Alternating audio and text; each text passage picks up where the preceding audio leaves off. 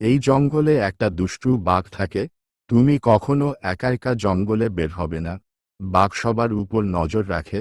তুমি সাবধানে থাকবে। আর আমি যখন থাকবো না তখন বাঘ এলে চিৎকার করবে। বাবা, তুমি আমাকে নিয়ে এত চিন্তা করো না। আমি বড় হয়ে বাঘকে খুব শাস্তি দিব।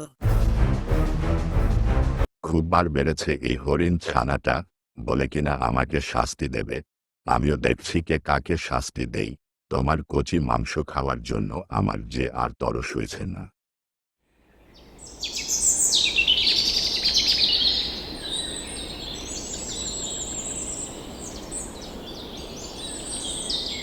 বাবা আমাকে না বলে কোথায় চলে গেল।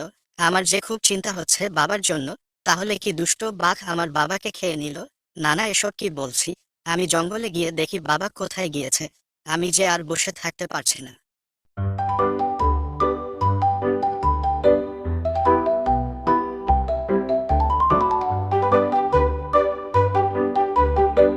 কি গো হরিণ ছানা, তুমি কোথায় যাচ্ছ একা একা? তোমার বাবা কোথায়? কুমির কাকু, আমার বাবাকে খুঁজতে বের হয়েছি, কিন্তু কোথাও পাচ্ছি না। তুমি কি দেখেছো আমার বাবাকে? আজকে তোমার বাবার সঙ্গে আমার দেখা হয়নি। তুমি নদীর ধারে একা এসেছো।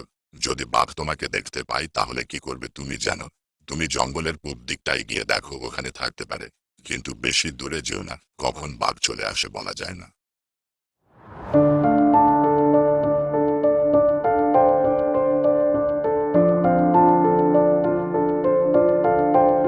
বাবাকে কোথাও দেখতে পাচ্ছি না।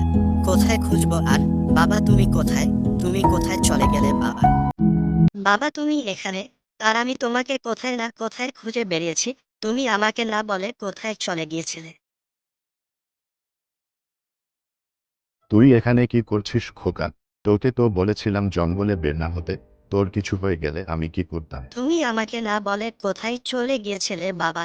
আমি তোমাকে কত খুঁজেছি। ঠিক আছে বাবা, আর যাব না। কিন্তু তুই এভাবে জঙ্গলে বের হবি না। যদি বাঘ তোকে দেখতো তাহলে কি সর্বনাশ হয়ে যেত।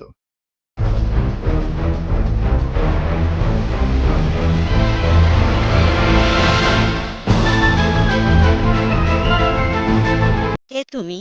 আমার বাবা তো বাড়িতে নাই। তুমি বসো, বাবা কিছুক্ষণের মধ্যেই চলে আসবে। হরিণের ছানাটি মনে হয় আমাকে চিনতে পারিনি। আমি একটা বাঘ।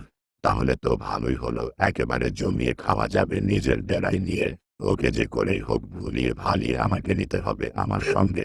এখানে খেলে আবার সিংহটা আমাকে দেখে ফেলতে পারে। আমি এক দুঃখী ছাগল, দুদিন হলো কিছু খাইনি। খুব কষ্টের মধ্যে দিন কাটছে। আমাদের জঙ্গলে একবারে ঘাস শুকিয়ে গেছে। ভেবেছিলাম তোমার বাবার সঙ্গে যাব খাবারের খোঁজে, কিন্তু তিনি তো বাড়িতেই নাই। ছাগল মামা তুমি বসো, বাবা কিছুক্ষণের মধ্যেই চলে আসবে। হরিণ আসার আগেই আমাকে চলে যেতে হবে। এই বোকা ছানাটা আমাকে চিনতে পারিনি। আমি আবার আসবো আর কাল আমার সাথে করে নিয়ে যাব। আমি তো এখন আর থাকতে পারবো না বাবা। আমার ছেলে পুলে বাড়িতে একা আছে। শুনেছি একটা দুষ্টু বাঘ জঙ্গলে ঘুরে বেড়াচ্ছে। আমি বেশিক্ষণ বাইরে থাকলে বাঘ আবার আমার ছেলে পুলেকে খেয়ে না ফেলে। তাহলে তুমি যাও মামা। বাবা আসলে আমি তোমার কথা বলবো। তুমি কাল চলে এসো বাবার সঙ্গে খাবার খুঁজতে। তুমি সাবধানে থেকো বাচ্চা। আমি আবার আসবো আর কাল তোমার বাবার সঙ্গে খাবার খুঁজতে বের হব। এখন আমি আসি। বাবা, আজ আমাদের বাড়িতে একটা ছাগল মামা এসেছিল। বলেছে তোমার সঙ্গে কাল খাবার খুঁজতে যাবে। ছাগল এসেছিল? কই, আমার সঙ্গে তো ছাগলের দেখা হয়েছিল, কিছু তো বলেনি। তাহলে কি কেউ আমাদের বোকা বানানোর চেষ্টা করছে? যখন ছাগল আসবে তাকে এই মাংসের টুকরোটা দেবে, তখন তার আসল চেহারা বের হয়ে আসবে। এটা কি দেখছি আমি? এত বড় একটা মানুষের টুকরো! যে করেই হোক এটাকে হাতিয়ে নিতে হবে। আমি যে লোক সামলাতে পারছি না। কাকু, এটা তুমি খাবে? আমার বাবা বলেছে ছাগলের মাংস খেতে নাকি দারুণ মজার। ছাগল কি মাংস খাই? আমি তো খেতে পারি না।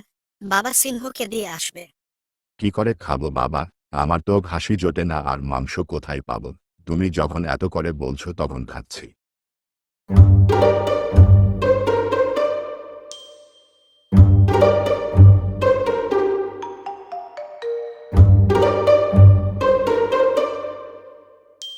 ওরে বাবারে, এটাকে আসছে পালাই। পালাচ্ছিস কেন লেজ গুটিয়ে? তোর খুব বার বেড়েছে। তোকে জঙ্গল ছাড়া করে ছাড়বো, হারামি বাঘ। বোকা বানাতে বানাতে আজকে একটা ছোট্ট হরিণের পেছনে পড়েছিস। কি মজা, বাঘ মামা পালিয়েছে। আমরা এখন থেকে জঙ্গলে ঘুরতে পারবো, বন্ধুদের সঙ্গে খেলতে পারবো, বাবার জন্য আর চিন্তা করতেও হবে না। কি মজা।